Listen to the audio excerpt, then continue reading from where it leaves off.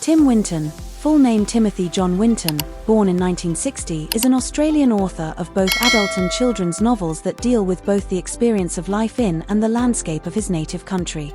He competed with 35 other novelists for the Australian Literary Award presented for the Best Unpublished Novel Manuscript and won the prize in 1982 for his manuscript An Open Swimmer.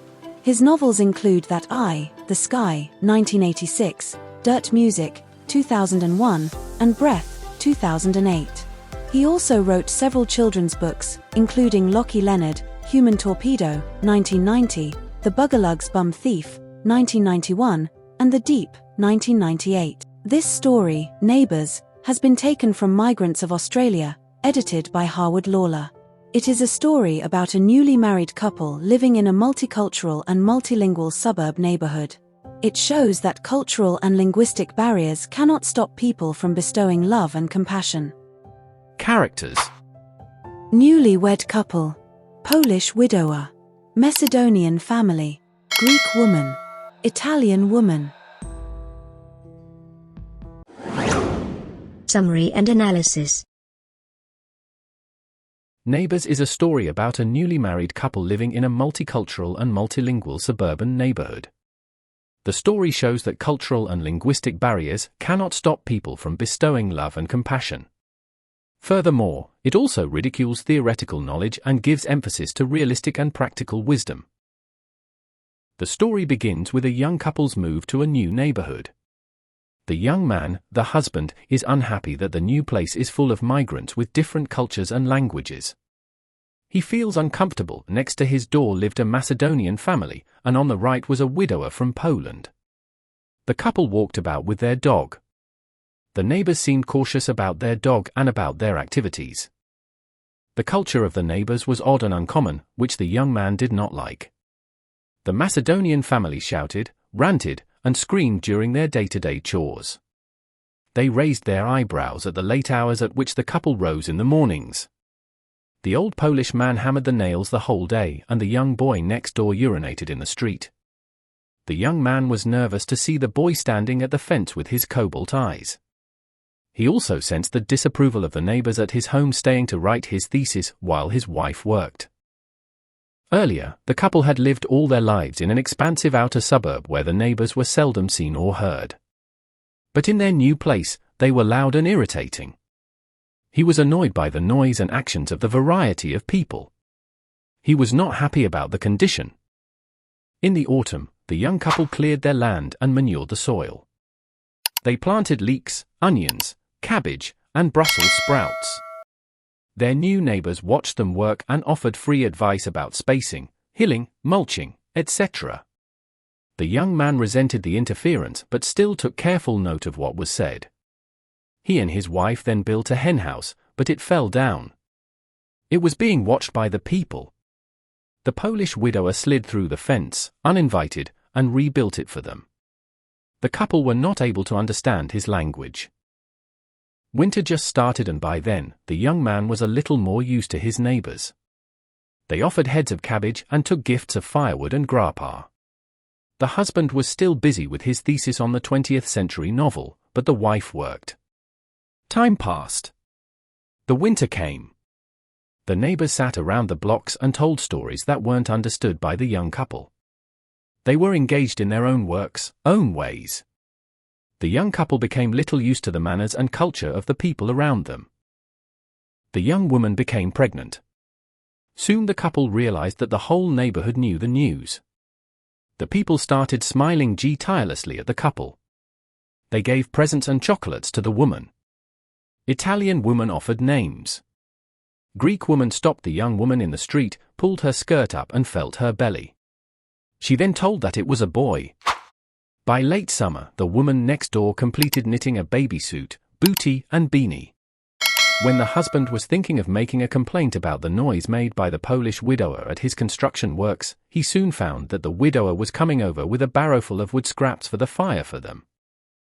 The labor time was close. The young man abandoned his 20th century novel and began preparations. A midwife came for assistance. As the man went outside for more wood, he saw 12 curious faces of the neighbors, at each fence, who were there to know the condition of the wife. He saw the Macedonian family waving and calling out what sounded like best wishes. It was difficult for the young woman during the delivery process. She sweated and strained. Her face was blushed red due to the labor pain. Finally, the baby was born. It cried. The young man heard shouting and cheering outside. He opened the door. In seeing the happy noise of the neighbors, he found himself in tears. He realized the 20th century novel, which he has been focusing on, had not prepared him for all this. Tim Winton, the writer, is satirical to the formal and bookish knowledge people generally focus upon. He believes in practical, utility-based knowledge. The mere theory makes a person impractical and antisocial, just like the young man in the story is. In society, generally, a person in his higher education is found to be more detached from the realities of society than the commoners are. The young man had been harboring prejudices against people from another culture. His biased mindset was shattered at once when he saw the abundance of humanity in the people whom he had been hating without reason for so long. The same people whom he hated and was annoyed with forever were the same persons to cherish his happiness the most. At last, the young man was disillusioned. He realized that the knowledge earned from his textbook was not enough for his understanding of the world. The story's focus is on the importance of practical knowledge and harmonious attitude for a tolerant society. Bookish knowledge is not adequate to form ideas about other people.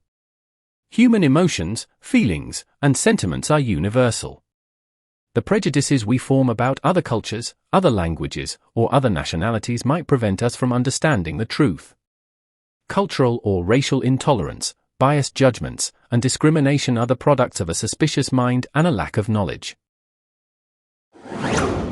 Questions and answers.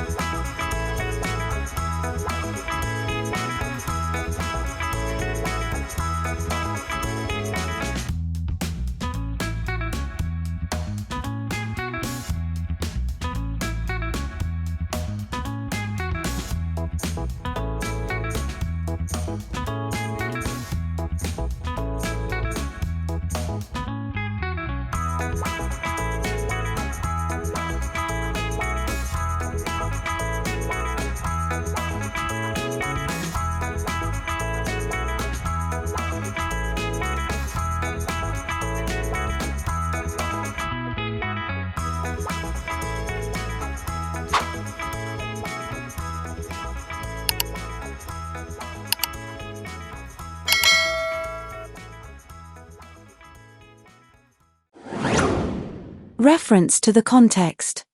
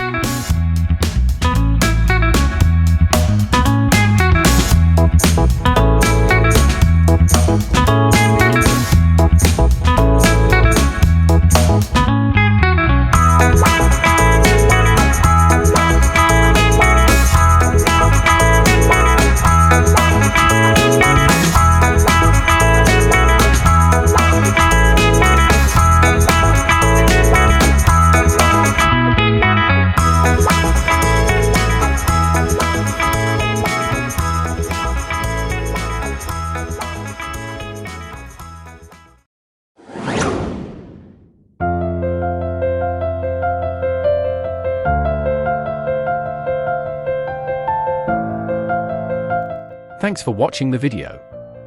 Don't forget to like, share, and subscribe to the channel English Notes for You.